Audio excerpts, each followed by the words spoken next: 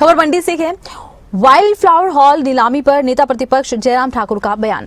हिमाचल को बेचने की इजाजत बीजेपी नहीं देगी। वाइल्ड फ्लावर हॉल केस को मुकाम तक बीजेपी सरकार ने पहुंचाया। नीलामी में किसी खास को फायदा पहुंचाने की आशंका। हिमाचल ऑन सेल के इरादे से काम कर रही है कांग्रेस, साधा कांग्रेस पर निशाना।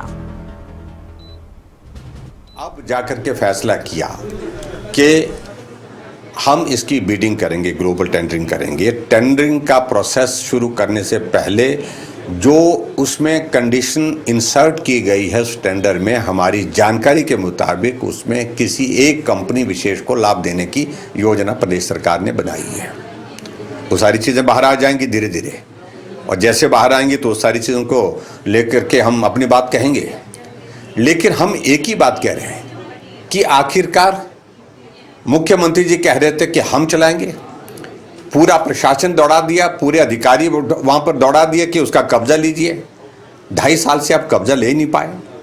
आखिरकार अब आप इसको फिर से बिडिंग करने के लिए आगे इसको प्रोसेस कर रहे हैं, और इसका मतलब क्या है कि आप फिर से इसको लीज पर दे करके जो है इसको एक तरह का बेचना ही चाह रहे हैं।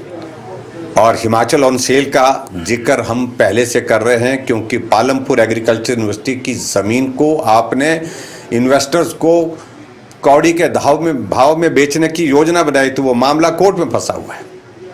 अभी भी आप सुप्रीम कोर्ट में इस मंशा के साथ लगे हैं कि ताकि सुप्रीम कोर्ट से हमको इजाज़त मिल जाए उस ज़मीन को बेचने के लिए। मैं समझता हूँ कि बहुत अनफॉर्चुनेट है।